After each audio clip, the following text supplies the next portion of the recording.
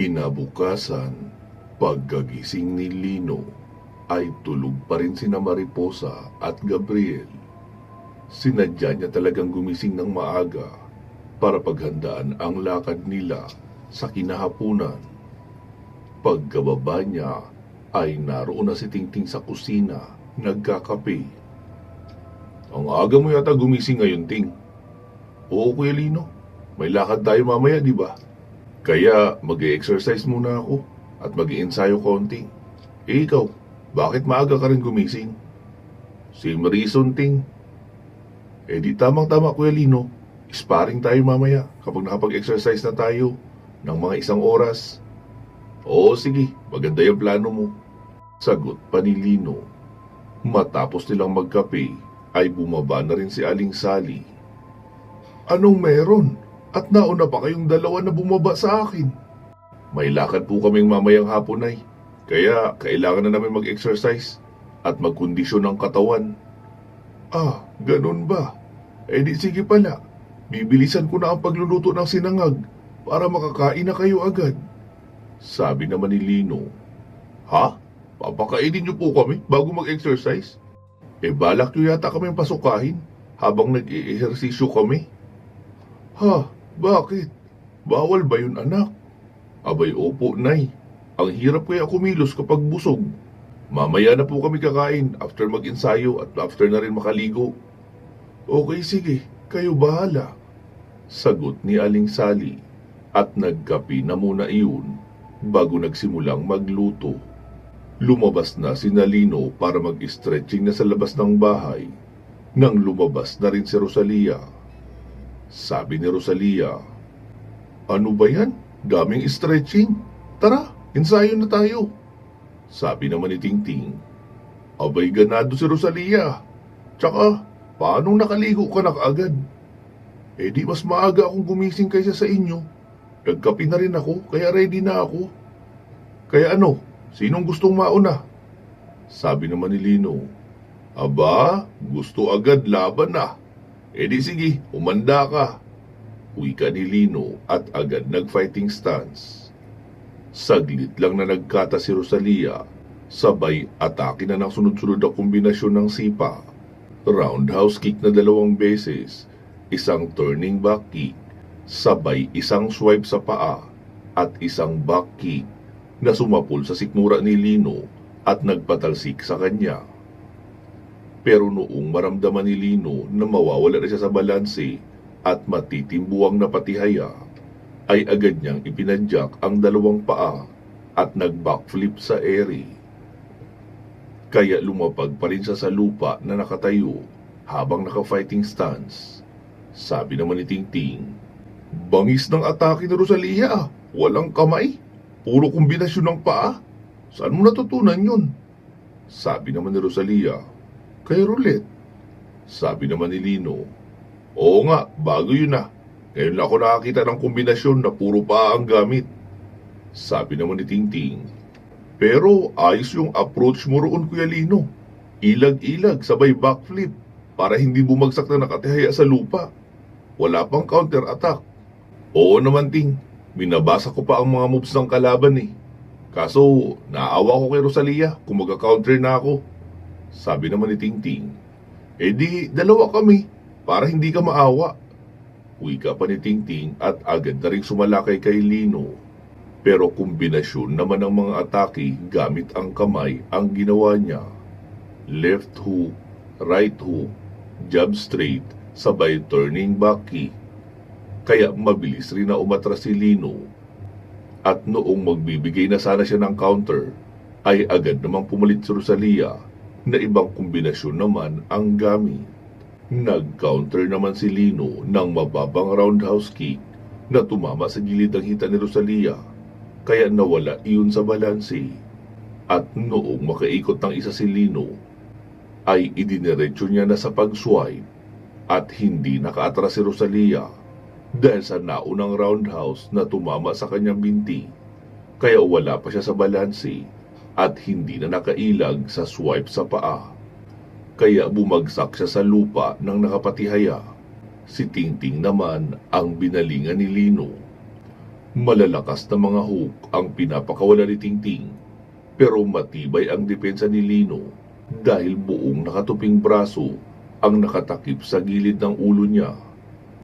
At noong biglang bumaba si Lino, ay binaunan niya ng dalawang magkasunod na bomba sa sikmura si Tingting, kaya natupi iyon at napayuko. Pero imbis na tutuhurin na ni Lino ang mukha ni Tingting, ay hindi niya itinuloy. Napapikit si Tingting dahil siguradong basag ang mukha niya kapag tuluyang kumonekta ang tuhod na iyon sa kanyang mukha. Pero napapitlag na lang siya noong isang malakas na pitik sa tenga ang kanyang naramdaman. Noong muli siya mag-angat ng tingin ay malayo na si Lino at nakatawa. Tila naduduwal naman si Tingting dahil sa tama niya sa sikmura. Napasabi na lang siya, "Mabuti na lang talaga at wala pa akong kinain. Dahil kung nagkataon, isusuka ko lang lahat ng kinain ko." Sabi naman ni Lino, "Masyado ka kasing excited makapunto sa mukha. Samantalang nasa bodega lang naman ang pinsala na mahirap i-recover kaagad. Oh, tama na ang sparring. Ensayo na muna tayo at regular exercises." Wika ni Lino. Sumang-ayon naman ang dalawa dahil kahit anong bilis ang gawin nila ay higit na magaling sa kanila si Lino pagdating sa hand-to-hand combat. Hindi dahil sa marami itong inaral na uri ng pakikipaglaban, dahil iyon sa kanyang estilo na hindi muna umaatake. Nagbabasa lang muna ng atake ng kalaban at naghahanap ng weak spot, saka palang gagawa ng fighting plan na dahan-dahan niyang i-execute. Dahil sa tapos na ang sparring ay sinimulan na nila ang mga squat rush, combination push-up, hybrid pull-ups na semi-calisthenic style, tapos paulit-ulit na pagpatong sa upuan at magbabackflip sa ere. Sabi naman ni Mang Roland na naroon sa may gilid ng bahay na may hawak na tasang may kape, "Kung hindi ko lang talaga kayo kilala, iisipin kong sa mga peryahan kayo nagtatrabaho eh. Dahil parang walang kahirap-hirap sa inyo ang pagsirko-sirko na iyan. Kailangan ba talaga yan?" Sabi naman ni Lino, "Opo tay, kapag mga aswang kasi ang mga kalaban, di hamak na mas mabilis ang kilos nila kaysa sa atin ng mga normal na tao. At madalas, ina-anticipate na nila ang normal na moves ng pag-ilag ng mga tao. Pero kung iilag ka sa pamamagitan ng pag-backflip at magpapaiwan ng isang sipa sa kanilang panga bago tuluyang sumirko sa ere, ay hindi nila iyon aasahan. Kailangan lamangan namin sila sa fighting style para pangbalanse sa pagiging lamang nila sa lakas at bilis." "Teka anak, lamang pa ba sa'yo ng lakas at bilis ang mga aswang?" "Kung sa normal na ako tay, ay lamang talaga siyempre.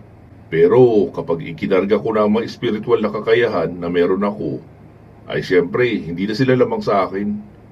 Pero gaya ng dati nyo pang alam, hindi ako umaasa sa mga espiritual na kakayahan ko. Paano kung mapunta kami sa lugar na hindi gumagana ang espiritual na kakayahan? Eh di sigurado na kaagad ang kamatayan. Kaya doon ako namumuhunan sa normal na physical skills. Bonus na lang na magagamit ang espiritual." "Sa bagay, tama ka dyan anak. Hindi ka makakarating sa puntong ito kung isang normal na pamamaraan lang ang pagiging manunugis mo. At hindi mo rin kami maililigtas kung wala kang kakaibang diskarte sa pagharap sa mga problema. Sige anak, doon muna ako sa may gate tambay. Magja-jumping jack lang din ako doon. Kaunting push-up at sit-ups. Okay na ako roon. Pagpapawisan na rin ako noon ng matindi." "Sige po tay, ayos yan." Wika pa ni Lino at ipinagpatuloy ang ginagawang ehersisyo. Sabi ni Lino, "Sige nga ting, akyatin mo ang puno ng mangga sa pinakamabilis na paraan na kaya mo. Walang dalang punyel ha." "Oo sige Kuya Lino." Kinuha ni Tingting ang nakalagay na pack ng gawgaw sa gilid, tapos naglagay sa kamay. Saka huminga ng malalim at tumakbo na papunta sa puno ng mangga. Pagkarating roon ay mabilis niyang inakyat ang puno na parang isang ninja. At noong bumaba ay para lang ding ahas na umiikot-ikot sa puno pa ibaba habang binabagtas ang bawat sanga ng puno paibaba. Sabi naman ni Lino, "Ikaw naman, Rosalia." Sabi naman ni Rosalia, "Kailangan ko ng punyal. Nahihirapan ako umakyat pag walang punyal." "Eh di sige, magdala ka." Kinuha ni Rosalia ang isang jungle knife. Sabay takbo rin ang mabilis papalapit sa puno. Sabay talon at isinaksak ang punyal na nasa kanang kamay, habang nakahawak naman sa ibang parte ng puno ang kaliwa. Maliksi at kakaibang strategy rin ang ginawang pag-akyat ng magandang si Rosalia. Noong makabalik ay kumuha na rin ng gawgaw si Lino at naglagay sa sariling kamay. Saka huminga ng malalim, sabay talon ng mataas papunta sa isang sanga. At mula roon ay doon na kumapit ng patalon-talon palipat-lipat sa mga sanga. Mabilis rin siyang bumaba at noong nasa huling sanga na sa ibaba ay doon na siya pumatong at nag-backflip na paibaba hanggang sa lupa. May nagsalita naman sa likuran nila, "Anak, kapag hindi ka na manunugis ng aswang, ay pwede ka pa rin magkaroon ng trabaho sa Manila Zoo." "Ha? Anong trabaho naman po yun, Nay? Tagapakain ng mga hayop roon?" "Hindi, anak. Ikaw ang gaganap na unggoy. Tapos may costume rin na unggoy na isusuot mo. Ang galing mo umakyat ng puno eh. Para kayong mga walang bigat sa katawan." Sabi naman ni Lino, "Hindi naman po namin ito natutunan, Nay, sa isang ensayo lang. Magmula noong sumabak kami sa ganitong trabaho, ay araw-araw na namin dinidevelop ang mga kakayahan namin na makakatulong sa laban para makapagligtas ng buhay ng mga mabibiktima ng aswang." "Sa bagay, tama ka naman dyan, anak. Ano, tapos na ba kayo? Luto na ang niluto ko pang almusal." Bago pa makasagot si Lino ay nagsalita naman si Mang Roland sa may gate. "Rosalia, may naghahanap sa iyo rito. Sila raw ang gagawa ng pool." Sabi naman ni Lino, "Sige na, puntahan mo na yun, Rosalia. Okay na yung ensayo natin. Hindi na tayo pwedeng magpatuloy kung may ibang tao na rito sa loob ng compound." "Oo, sige," sagot ni Rosalia at nagtungo na sa gate upang papasukin ang mga trabahador. Naggagawa ng request niyang swimming pool kay Joaquin. Nagsiligo na sina Lino at Tingting at nag-almusal. Noong magising naman ang mga bata, ay naroon sila sa di kalayuan, nakabantay sa mga nagtatrabaho at naghuhukay ng paglalagyan ng swimming pool. Makikita ang excitement sa mata ng lahat na nakatanaw roon. Sabi naman ni Lino, "Ay kayo, huwag niyong bantayan ang mga gumagawa. Baka mailang sila na hindi kayo tumitigil sa pagmamasid sa kanila. Manood na lang muna kayo ng TV. Matatapos rin yan ng mga 4 to 7 days." Matapos makapag-almusal ni Lino ay nagsimula na silang mag-asikaso ng mga dadalhin sa pag-alis. Si Rosalia naman ay nakafocus sa satellite camera at sinisigurong hindi pa nakakaalis sa location ang target nilang sina Darius at Olga. Sumapit ang kinahapunan. 3:00 na iyon ng hapon. Handa na ang mga dadalhin ni Lino. "Anak, mag-iingat kayo sa lakad nyo, ha?" "Opo, Nay. Huwag kayo mag-alala. Hindi naman kami magtatagal. Baka matagal na ang 2 araw. Sana nga mamayang madaling araw ay tapos na. Para bukas bago magtanghali ay narito na kami." "Oo, sige anak. Basta mag-iingat kayo palagi sa mga gagawin nyo." "Opo, Nay." Ibinukas na nga ni Mang Roland ang gate at lumabas na ang sasakyang SUV na ginagamit ni Lino. Sabi naman ni Tingting, "Rosalia, kaunting details naman tungkol kina Darius at Olga." "Okay, si Darius ay kalahating gabunan at kalahating danag. Si Olga naman ay hindi talaga aswang. May sahalimaw ang lahi niya. Dahil para siyang taong ahas. Huwag kayong magpapahalik o magpapadura ng laway niya. Iyon ang palagi niyong aabangan dahil parang asido ang laway noon. At kapag masyadong malapit ang mukha niyo sa bibig niya, ay pwede niya rin kayong gamitan ng toxic vapor. Hihingahan niya lang kayo at malalaso na kayo sa hangin na iyon." Yun lang din ang mga detalyeng nakasulat sa notes ni Roulette. Nagsalita naman si Lino. Kay Roulette, may balita ka? Wala eh. Mahirap hanapin ang taong ayaw magpahanap. Sagot pa ni Rosalia. Tapos tahimik na ang kanilang naging biyahe patungo ng San Carlos, kung saan namataang nagtatago sina Darius at Olga. Makalipas ang 2 oras ng mabagal na biyahe, ay narating na ng grupo ang bayan. Napansin nilang hindi maunlad ang bayan, matamlay ang palengke, at iilan lang rin ang mga taong namimili sa maliit na pamilihan. Sabi ni Lino, Rosalia, gaano pa kalayo ang location ng compound nila Darius mula rito? Siguro 10 minutes. Pero duda ako kung makakarating tayo roon ng ganoon kabilis. Base sa satellite imaging, may mga iilang kabahayan bago makarating roon. Pero hindi ko nakakita ang normal na bahay iyon dahil may mga pick-up na sasakyan sa labas na tila nakahandang umalis kung sakaling may operation sila. Karamihan rin ang nakikita kong naglalabas-pasok sa bahaging iyon ay mga lalaki.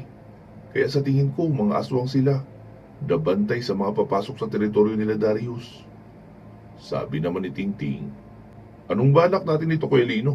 Iikot ba tayo sa bundok para makapasok mula sa likuran? Nako, Ting, kung panahon ito noong nagsisimula pa lang tayo, ay ganun nga talaga ang gagawin natin. Pero sa dami ng pinagdaanan natin, ang 20 aswang na mag-aabang sa atin sa daan ay hindi na masyadong mabigat na problema. Kaya wag na siguro natin pagurin masyado ang sarili natin na iikot pa sa malayo. Ganun rin naman, kung sakaling gumagamit rin sila ng satellite imaging, makikita rin nila tayo. At kung wala naman sila noon, ay siguradong may mga aswang rin na rumuronda sa paligid. Kaya wala akong nakikitang malaking advantage kung iikot pa tayo. Maaabutan rin tayo ng mga bantay kahit pa sa likuran tayo dumaan. Sa bagay, tama ka, Kuya Lino. Siya nga pala, Rosalia, sa tingin mo, akma na dalhin mo rito yung baril na yan na mahaba? Abay, oo naman. Naisawsaw ko naman sa Blue Sodium Solution ang dulo ng mga bala nito bago ko inilagay sa magazine. Tsaka, alam mo ba na ito yung tinatawag na M7 rifle na ginagamit sa US ng mga military? Malakas at magaan lang ito, kaya ito ang dinala ko. Madaling makakapag-asinta ng palipat-lipat kapag magaan ang baril. Tsaka, kayo na muna ang bahala sa malapitang laban. Yan naman ang forte niyong dalawa, di ba? Ako na ang bahala sa mga nasa puno at mga lumilipad. Sa bagay, marami ka rin namang mababawas sa malayo ang pagbaril. Pagsang-ayon pa ni Tingting. Kuya Lino, ano sa tingin mo? Tingin ko, masarap kumain dyan, no? Ihinto mo ang sasakyan dyan, Rosalia. Mami at Goto ang tinda. May laman loob raw ng baka. Tara, gusto ko yun. Uwi ka pa ni Lino. At pagkahinto ng sasakyan, ay nauna na iyong bumaba. At sumunod naman si Tingting. Boss, pa-order nga ng isang Goto, yung may mata ng baka. Tapos isang mami na rin na may laman. Sabi naman ni Tingting. Para na sa inyong dalawa yun, Rosalia, Kuya Lino. Nako, hindi. Sa akin lang yun. Umorder kayo nung sa inyo, ah. Okay, sige. Ako rin, boss. Isang Goto na may mata at isang mami rin na may laman. Ilang saglit pa ay naroon na sa tabi nila si Rosalia. Naka-order na kami, mahal. Umorder ka na lang ng sayo. Uwi ka pa ni Lino. Sabi naman ni Rosalia. Sa akin, isang Goto. Pero yung tuwalya ng baka lang halo, ha. Tsaka isang pirasong nilagang itlog. Sabi naman ni Lino, yung sa akin pala, boss, palagyan na rin ng 2 nilagang itlog. Yung sa akin rin, palagyan din po ng itlog. Dagdag naman ni Tingting. Nagsiupo na nga sila sa isang mahabang lamesa. Napapangiti na lang ang tindero ng kainan na siya rin ang may-ari dahil mukhang malalakas kumain ang mga dumating na customer niya. Ilang saglit lang ay isinerve na sa kanila ang kanilang order. Sabi naman ni Lino, soft drinks pala, boss. Isang 1.5 na Coke. Tapos pahingi na lang ng 3 baso na may yelo. Okay, sige sir. Sagot pa ng may-ari at kumuha na ng soft drinks. Habang kumakain sila, ay sabi noong may-ari ng kainan, "Mga sir, dayo kayo rito no. Ngayon ko lang kasi kayo nakita." "Oo boss, mabiyahe kami papuntang norte. Kaso nilamig kami sa sasakyan eh. Kaya naisipan namin kumain ng pampainit ng sikmura." Sagot ni Lino. Sumagot naman ang matandang may-ari na mga nasa mahigit 50 na siguro ang edad. "Ah, ganun ba sir? Siya nga pala mga sir, babalaan ko na rin kayo para sa inyong kaligtasan. Huwag kayong magpapaabot ng gabi sa bayang ito." "Ha? Bakit naman po?" tanong naman ni Tingting. "Kasi may mga masasamang loob na mahilig mambiktima ng mga dayo rito. At hindi lang pera at mga mahalagang gamit ang kinukuha nila." "Ha? Ano pa pala?" dagdag tanong pa ni Tingting. "Ay, mahirap banggitin boss eh. Baka hindi kayo maniwala. Mukha pa naman kayo mga taga-syudad na hindi mapaniwalain sa mga bagay na may kinalaman sa kababalaghan." Sagot ng matanda na halatang nahihiyang sabihin ang totoo. Sabi naman ni Rosalia nang hindi nakatingin dahil abala pa ito sa kanyang kinakain. "Mga aswang ba yung mga masasamang loob na sinasabi mo? At katawan ng tao ang mas mahalaga sa kanila kaysa sa pera at mahalagang gamit? Yun ba ang ibig mong sabihin?" "Opo ma'am. Paano niyo po yun naisip?" "Kasi taga San Narciso lang din naman kami. Nabalitaan namin at naranasan rin ang may makaengkwentrong mga aswang at mga zombie noong nakaraang taon. Kaya kahit papaano may ideya kami. Lahat naman yata ng mga tagalalawigang ito ay alam ang tungkol roon, di ba?" "Opo ma'am, tama ka po. Iniisip ko kasi na baka taga Maynila kayo at hindi nyo alam ang tungkol sa nangyari noong nakaraang taon. At kung narinig nyo naman ay baka hindi nyo paniwalaan, lalo at hindi naman talaga yun kapanipaniwala. At tanging mga nakaengkwentro lang ang magpapatunay na totoo nga iyon at hindi lang gawa-gawa ng mga tagalalawigang ito para magpapansin sa mga taga-Luzon." Si Lino na ang sumagot. "Huwag kang mag-alala boss, mabibilis kaming tumakbo. Tatakbo na lang kami ng mabilis kung sakaling may makita kaming mga ganoong nilalang at wala pa kami sa loob ng sasakyan." Nakangiting wika pa ni Lino. Ilang saglit pa ay may dumating na isang maganda at matangkad na dalaga sa kainan. Siguro mga nasa edad 20 hanggang 22. Maganda ang mukha pati na ang kutis. Sabi pa noong matanda, "Oh, Gemma, bakit ka pumunta rito? Si mama mo ba?"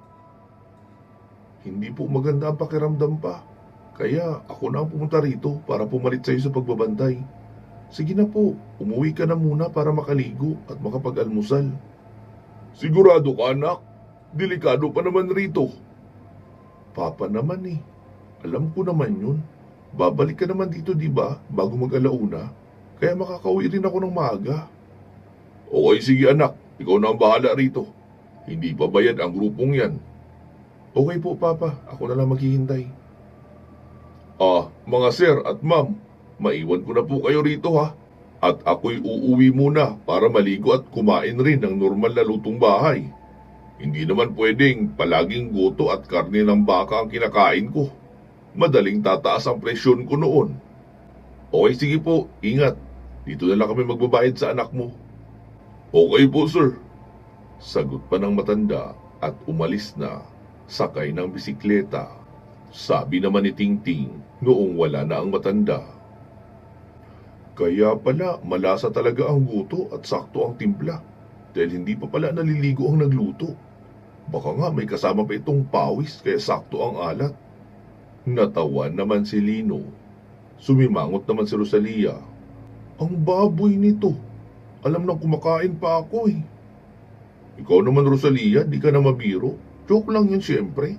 Kita naman natin na naka-hairnet si Manong at naka-apron na puti. Kaya sa tingin ko, malinis at maayos ang preparasyon nito." Wika pa ni Tingting, pero hindi na siya sinagot pa ni Rosalia. Si Lino naman ay tumawa lang at nagpatuloy sa pagsubo noong kanyang mainit na pagkain. Noong makatapos ay tumayo na si Lino at nagbayad sa counter.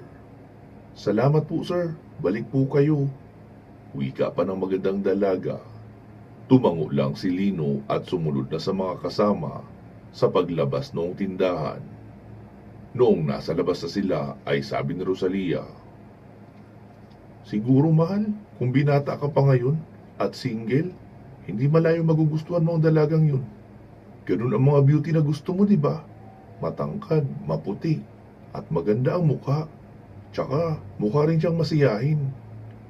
Tumingin lang si Lino kay Rosalia at ngumiti, sabay umiling din.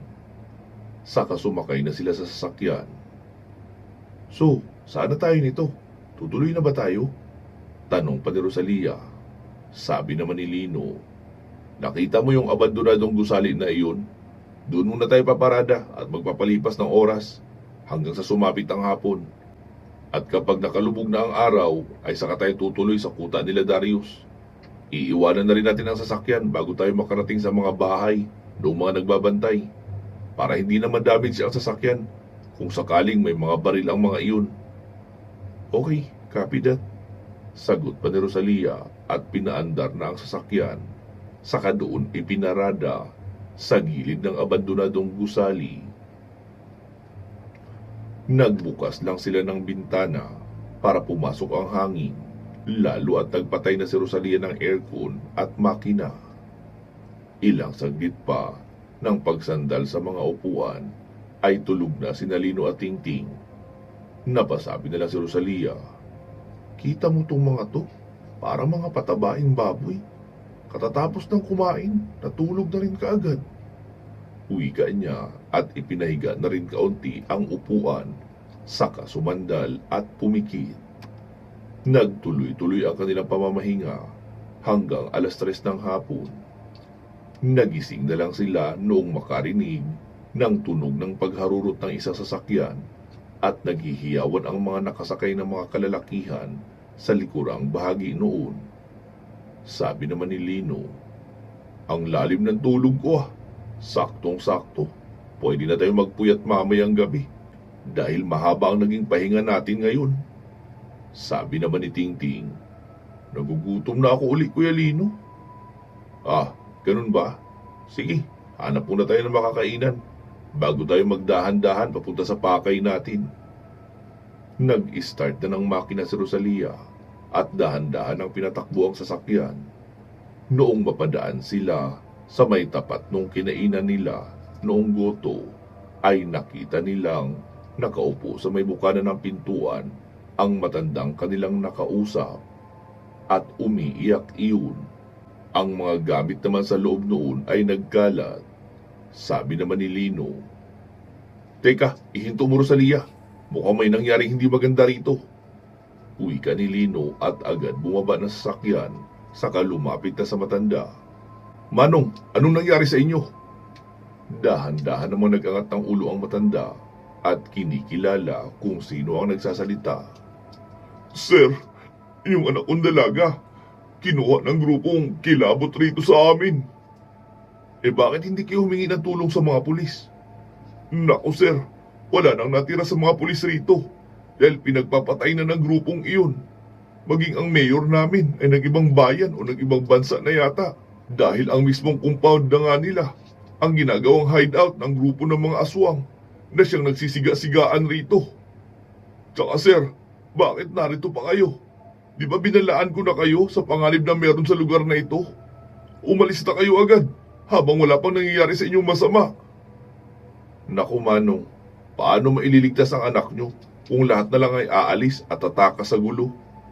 Sige po, ayusin nyo na muna yung tindahan nyo at magsara na kayo at umuwi na rin kayo sa inyong bahay. Susubukan namin iligtas ang anak nyo.